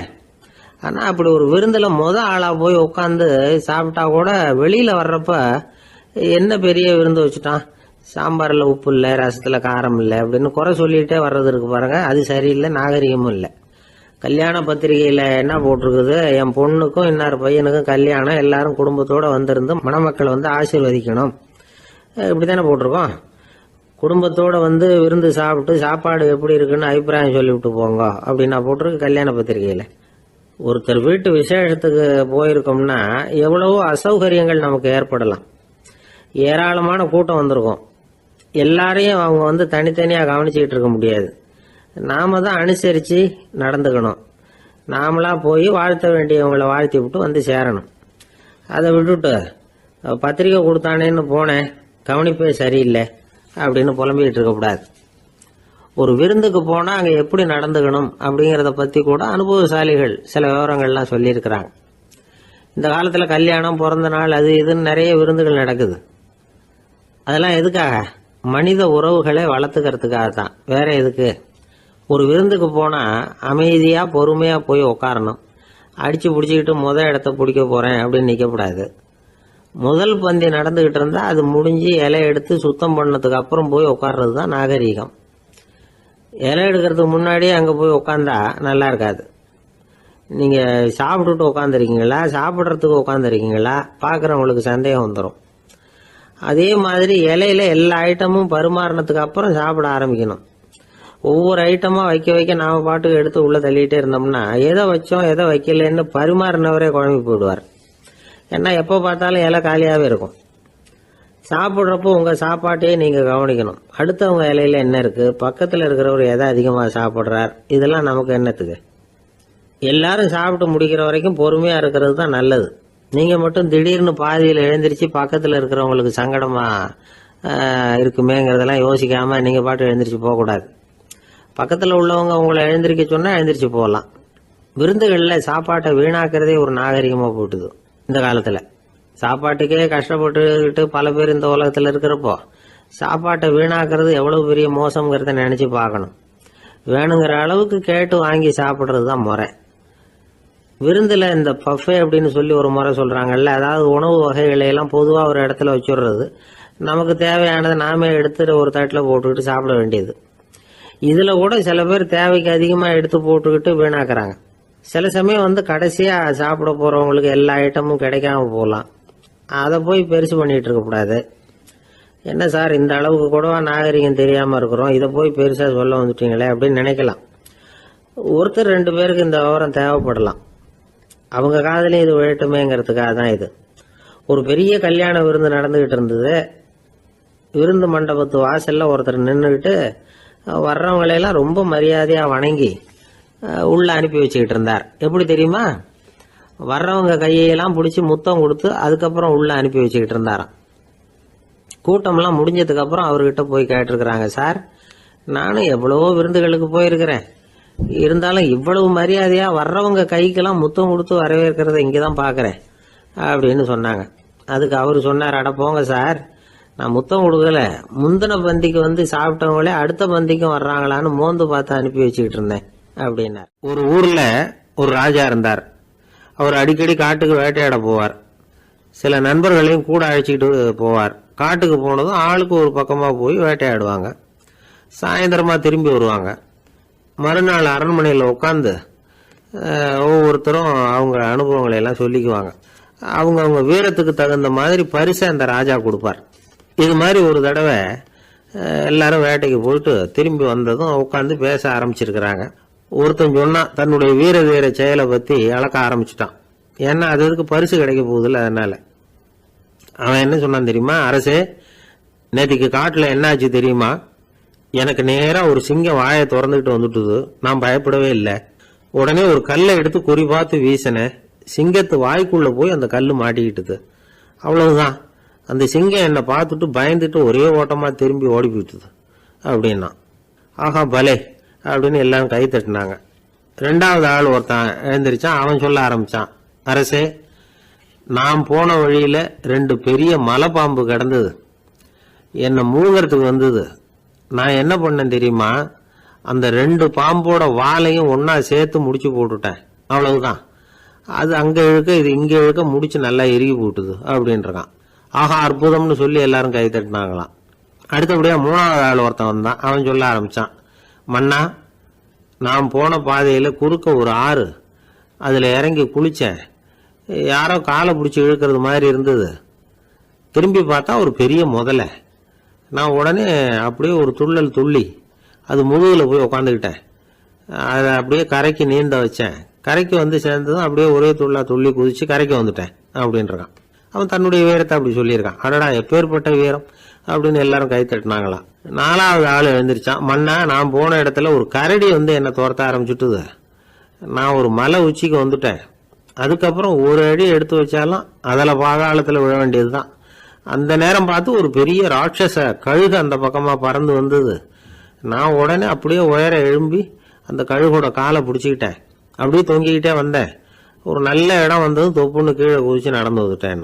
இதுக்கும் எல்லாரும் கை தட்டுறாங்க. கடைசியா ஒரு ஆள் எழுந்திரிச்சான். அரசே, நான் வந்து போன வழியில ஒரு பெரிய யானை குறுக்க வந்தது. பயங்கரமா சத்தம் போட்டுக்கிட்டே வந்தது. நான் பயந்து ஓடல. உடனே என்ன பண்ணேன் தெரியுமா? அந்த யானையோட வாலை பிடிச்சி தூக்கினேன். தலைக்கு மேல தூக்கி கரன்னு சுத்தினேன். வேகமா சுத்தி வீசி எறிஞ்சேன். அவ்வளவுதான். அதே ஸ்பீட்ல அந்த யானை மேல போக ஆரம்பிச்சுட்டுது. இன்னும் கூட அது போய்கிட்டே தான் இருக்கு, கீழே விழவே இல்லைன்னா. இதை கேட்டதும் ராஜாவுக்கு கோபம் வந்துட்டுது. என்ன முட்டாள்னு நினைச்சுக்கிட்டு பேசுறியா? யானையை வந்து நீ வாழை பிடிச்சி தூக்குன, அதை நான் நம்பணுமா அப்படின்னார். உடனே இவன் பணிவா பதில் சொன்னான், அரசே, ஒரு சிங்கத்து வாயில கல்லு மாட்டிக்கிட்டதை நம்புறீங்க, மலைப்பாம்பு வாழை பிடிச்சி முடிச்சு போட்டதை நம்புறீங்க, முதல்ல முதுகல சவாரி பண்ணதையும் நம்புறீங்க, கழுகு காலை பிடிச்சிக்கிட்டு பறக்கிறதையும் நம்புறீங்க. அப்படி நம்புறப்ப நான் சொன்னதை மட்டும் நம்பக்கூடாதா அப்படின்னு கேட்டானான். பொய் சொன்னவங்க எல்லாம் தலையை தொங்க போட்டுக்கிட்டாங்களாம். ராஜா அவங்கள பார்த்து சொன்னாராம், நீங்க எல்லாரும் என்ன முட்டாளாக்கி இருக்கிறீங்க. கடைசியா பேசின இவன் தான் எனக்கு உண்மை எது பொய் எதுங்கிறத புரிய வச்சிருக்கிறான்.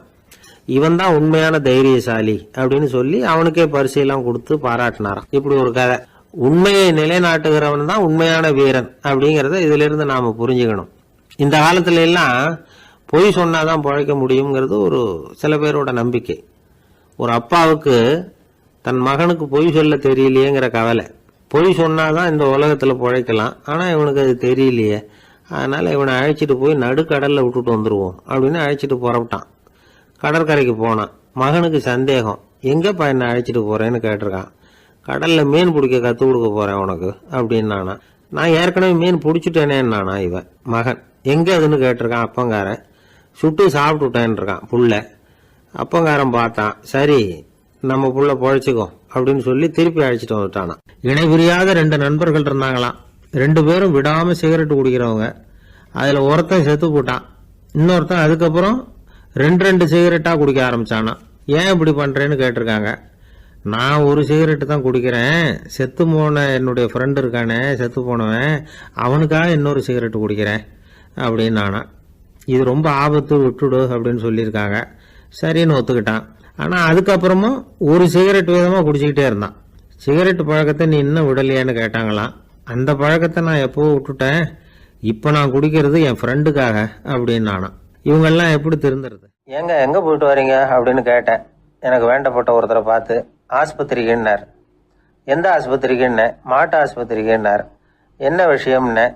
மாமனாருக்கு உடம்பு சரியில்லை, அதுதான் மாட்டு ஆஸ்பத்திரிக்கு போயிட்டு வரேன்னார். அட பாவி, அதுக்கு அந்த ஆஸ்பத்திரிக்கா போவாங்க அப்படின்னு ஆச்சரியமா. அட அது இல்லப்பா, முதல்ல எங்க குடும்ப டாக்டர் தான் தேடிக்கிட்டு போனேன். அவர் அந்த நேரத்துல அவர் வளர்க்குற நாய்க்குட்டிக்கு உடம்பு சரியில்லைன்னு சொல்லி அதை தூக்கிக்கிட்டு மாட்டு ஆஸ்பத்திரிக்கு போயிட்டாராம் சொன்னாங்க. அதனால அங்க போய் அவரை சந்திச்சு விஷயத்தை சொல்லிவிட்டு வர்றேன்னார். அப்புறம் தான் எனக்கு கொஞ்சம் நிம்மதியா இருந்தது. பொதுவா நமக்கு தெரிஞ்ச வரையில டாக்டர்கள் 2 வகை. நமக்கு வைத்தியம் பண்ற டாக்டர்கள் ஒரு வகை, நம்ம கிட்ட இருக்கிற ஆடு மாடு கோழிக்கு வைத்தியம் பண்ற டாக்டர்கள் ஒரு வகை. இப்பதான் எனக்கு தெரியும் இன்னொரு வகையான டாக்டர்களும் உண்டுங்கிறது. அது யாருன்னா பூச்சிகளுக்கு வைத்தியம் பண்ற டாக்டர்கள், அதாவது பூச்சி டாக்டர்கள். வெளிநாடுகளில் அப்படிலாம் கூட சில பேர் இருக்கிறாங்க. பிரிட்டனில் யார்க்ஷயர் வட்டாரத்தில் ராதர்ஹாம் அப்படின்னு ஒரு ஊர். அங்கே ஒரு விலங்கியல் மருத்துவர் பேர் டாக்டர் லான்ஸ் ஜெப்சன். அவர் ஆஸ்பத்திரி வாசலில் பார்த்தீங்கன்னா தினமும் நிறைய பேர் நின்றுக்கிட்டு இருப்பாங்க. கையில் கண்ணாடி குடுவை, தகர டப்பா இப்படி ஏதாவது இருக்கும். அதுக்குள்ளே ஏதாவது பூச்சிகள் இருக்கும். அதுக்கு வைத்தியம் பண்ணுறதுக்காக வந்தவங்க தான் அவங்க எல்லாம். சிலந்தி பூச்சி, பல்லி, தேளு, பாம்பு இப்படி ஏதாவது இருக்கும். பொழுதுபோக்காக சில பேர் நாய், பூனை, கிளி, மைனா, புறா இப்படி ஏதாவது வளர்க்குறாங்கல்ல, அது மாதிரி இப்போல்லாம் தேளு, பல்லி, பாம்பு, பூச்சி இதையெல்லாம் வளர்க்க ஆரம்பிச்சிட்டாங்களாம். இது ஒரு புது ஃபேஷன். இப்போ கூண்டுக்குள்ளே டப்பாக்குள்ளே போட்டு வளர்க்குறது, அதுக்கு ஏதாவது நோய் வந்துட்டுதுன்னா வைத்தியம் பண்ணுறதுக்கு டாக்டர்கிட்ட வந்துட வேண்டியது, இப்படி இந்த பழக்கம்லாம் நிறையா வந்துட்டுது. ரத்தம் உறிஞ்சிற அட்டைகள் கூட இவங்ககிட்ட வைத்தியத்துக்கு வருதான். சிலந்திகளில் செங்கால் சிலந்தின்னு ஒரு வகை. மத்திய அமெரிக்க காடுகளில் இது அதிகம். சிலந்திகள்லேயே ரொம்ப விலை உசந்தது இந்த ரகம்தான். கால்களில் சிவப்பு கோடுகள் இருக்கும். இந்த இனம் இப்போ குறைஞ்சிக்கிட்டே வர்றதுனால சர்வதேச விதிகளின்படி இவற்றின் ஏற்றுமதி இறக்குமதிக்கு தடை விதிக்கப்பட்டிருக்குது. அதனால் இதை வளர்க்குறவங்க வீட்டுக்குள்ளேயே இனவிருத்தி மூலமாக பெருக்கி விற்பனை பண்ணிட்டு வராங்களாம். அந்த வகை சிலந்திகள் தான் இப்போ வைத்தியத்துக்கு அதிகமாக வருதான். சரி, இதுக்கெல்லாம் எப்படி வைத்தியம் பண்ணுறாங்க? முதல்ல அதை குளிர்பதன பெட்டியின் வழுவழுப்பான சுவரில் விட்ட உடனே அதெல்லாம் மெதுவாக இறங்கி வரும். அப்போ அதன் நோயை கண்டுபிடிக்கிறது சுலபம். அப்புறம் அதுக்கு கிருமிகளை கொல்லக்கூடிய மருந்துகளையோ வலி நிவாரண மருந்துகளையோ கொடுப்பாங்க. கால் உடைஞ்ச சிலந்திகளுக்கு பசையை கொண்டு ஆப்ரேஷன் பண்ணுவாங்க. சில சிலந்திகளுக்கு உடைஞ்ச காலை எடுத்துட்டா புதிய கால் வளர்ந்துடும். சிலந்திகளை மனிதர்கள் கையில் எடுக்கிறப்போ அது பயந்து போய் கீழே குதிக்குது. அதனால் கால் உடஞ்சி விடுது, இல்லைன்னா வயிறு சேதமடையுது. அந்த நிலைமையில் வர்ற சிலந்திகளுக்கு மயக்க மருந்து கொடுத்து ஆப்ரேஷன்லாம் கூட பண்ணுறாங்களாம். பார்த்தீங்களா பூச்சிகளுக்கு வந்த வாழ்வை? நம்ம ஊர்லேயும் வீடுகளில் பூச்சிகள் வளர்க்குறது உண்டு. ஒருத்தர் வந்தார், எனக்கு 3000 கரப்பாம்பூச்சி அவசரமாக தேவைப்படுது, எங்கே கிடைக்கும்னு கேட்டார். கரப்பாம்பூச்சியா? அது என்னத்துக்குன்னு கேட்டோம். அது வேற ஒன்றும் இல்லை, நான் குடியிருக்கிற வாடகை வீட்டை காலி பண்ண போகிறேன். வீட்டு சொந்தக்காரர் என்ன சொல்கிறாருன்னா, இந்த வீட்டுக்கு நான் குடி வந்தப்போ எப்படி இருந்ததோ அதே நிலைமையில விட்டுட்டு போகணும்னு வீட்டுக்காரர் சொல்லியிருக்கிறார், அதனால தான் கேட்டேன் அப்படின்னார். பண்றதுன்னு எனக்கு புரியல அப்படின்னு கவலைப்பட்டார் ஒரு அப்பா. என்ன பண்றது, அப்பாவோட குணம் கொஞ்சமாவது பிள்ளைக்கும் இருக்கதானே செய்யும்னா. அட போங்க சார், அவனை அடக்கிறதுக்கு ஏதாவது வழி சொல்லுவீங்கன்னு பார்த்தா நீங்க என்னோட சரித்திரத்தை புரட்ட ஆரம்பிச்சுட்டீங்களே.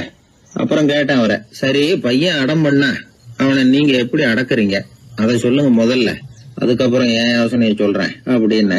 அவரு சொன்னார், வேற என்ன பண்ணுவேன், மிரட்டுவேன், அடிப்பேன், அவ்வளவுதான் எனக்கு தெரியும்னார். அடிச்சா அடங்கிடுவானா பையன் அப்படின்னு கேட்டேன். அது எப்படிங்க அடங்குவான், இன்னமும் தீவிரமா அடம் பண்ண ஆரம்பிச்சிருவான், கத்தி ரகலை பண்ணிவிடுவான் அப்படின்னார்.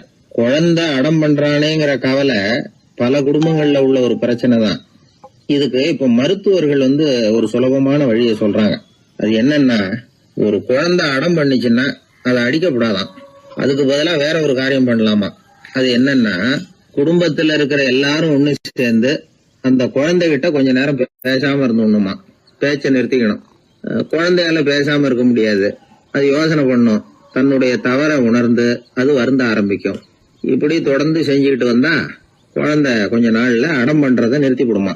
இது டாக்டர்கள் இப்ப சொல்லி கொடுக்கற ஒரு யோசனை.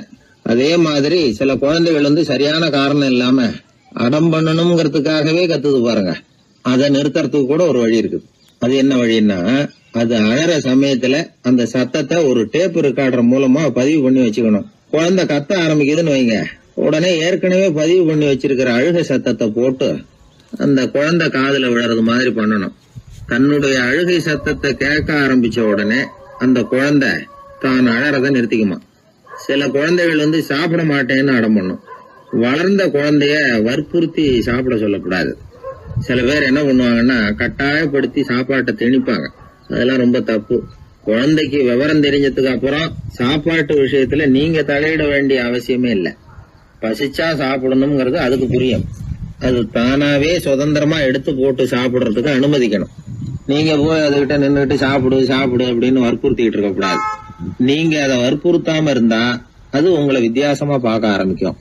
உண்மையிலேயே பசி இருந்ததுன்னா தனக்கு எவ்வளவு தேவையோ அவ்வளவு எடுத்து போட்டுக்கிட்டு அந்த குழந்தை சாப்பிட்டுக்கும், எந்த பிரச்சனையும் இருக்காது. ஆக இது மாதிரியான சில நுட்பங்களை நாம மனசுல வச்சுக்கணும். அப்படி வச்சுக்கிட்டோம்னா வீட்டுல குழந்தைகளால எந்த பிரச்சனையும் இருக்காது. இந்த காலத்து பையன் ஒருத்தன், அவன் ரொம்ப கவலையோட வந்தான். என்னப்பா விஷயம்னு விசாரிச்சேன். எங்க அப்பா என்கிட்ட 1 மாசம் உன் கூட பேச மாட்டேன் போ அப்படின்னு சபதம் போட்டுட்டாருன்னா, அதுக்காகவா இப்படி கவலைப்படுறேன்னு கேட்டேன். இல்லைங்க, அந்த 1 மாச கெடு இன்னையோட முடியுது, அதுக்காக கவலைப்படுறேன் அப்படின்னா. ஒரு சீடன் வெளியூர் புறப்படுறதுக்கு தயாரா இருந்தான். ரொம்ப தூரம் போக போறான், திரும்பி வர நாளாகும். புறப்படுறதுக்கான ஆயத்த வேலைகள்ல ஈடுபட்டு இருந்தான். அந்த சமயம் பார்த்து இன்னொரு சீடன் அவங்கிட்ட வந்தான். நம்ம குரு உன்னை அழைச்சிட்டு வர சொன்னார் வா அப்படின்னு கூப்பிட்டான்.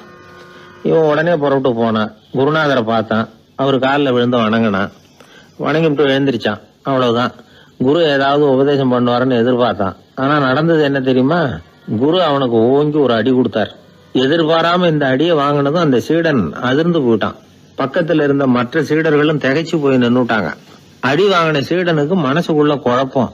நாம என்ன தப்பு பண்ணணும், புறப்படுற நேரத்துல இப்படி குரு கிட்ட அடி வாங்குற மாதிரி ஆயிட்டுதே அப்படின்னு நினைச்சு மனசுக்குள்ள ரொம்ப வேதனைப்பட்டான். கொஞ்சம் துணிச்சலை வரவழைச்சுக்கிட்டு குருநாதர்கிட்டயே கேட்டுட்டான். சுவாமி, நான் என்ன தப்பு பண்ணினேன்? என்ன இப்படி அடிச்சுட்டீங்களே, ஒரு வார்த்தை கூட உங்களை எதிர்த்து நான் பேசினது இல்லையே, இவ்வளவு காலமா உங்க விருப்பத்துக்கு விரோதமா ஒரு காரியம் கூட நான் செஞ்சது இல்லையே, வந்ததும் வராததுமா ஒண்ணுமே சொல்லாம என்ன அடிச்சுட்டீங்களே, குருவே நான் செஞ்ச குற்றம் தான் என்ன அப்படின்னு கண்ணீரோட பரிதாபமா கேட்டானா அந்த சீடன். ஆனா அந்த குரு முகத்துல கொஞ்சம் கூட கோபம் இல்லை. அவர் சிரிச்சுக்கிட்டே நின்னுகிட்டு இருந்தாராம். அதுக்கப்புறம் சொன்னாராம், என்னுடைய அருமை சீடனே, நீ ஒரு தவறும் பண்ணல. நான் உன்னை அடிச்சது நீ ஏதோ தப்பு பண்ணிவிட்டேங்கிறதுக்காக இல்ல, நீண்ட பயணம் போக போற, ஞாபகமா ஏதாவது கொடுத்து அனுப்ப வேணாமா? நீ ஞானம் பெற்ற பிறகுதான் திரும்பி வர போறேங்கிறது எனக்கு தெரியும். அதுக்கு பிறகு உன்னை அடிக்க முடியுமா? அதனால இப்ப கிடைச்சிருக்கிற இந்த வாய்ப்பை பயன்படுத்திக்கிட்டேன். அப்போதைக்கு இப்பவே அடிச்சுட்டேன், அவ்வளவுதான், வேற ஒண்ணும் இல்லை அப்படின்னாராம். குரு சிரிச்சுக்கிட்டே இப்படி சொல்றார். இருந்தாலும் இதுவும் ஒரு உபதேசம் தான்.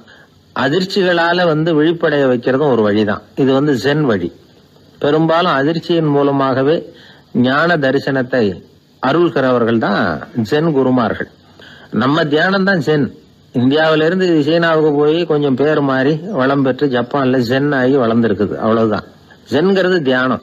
எதை நினைச்சும் தியானிக்கிறது இல்ல, எல்லாத்திலையும் தியானம் இருக்கிறதா சொல்லுது ஜென்.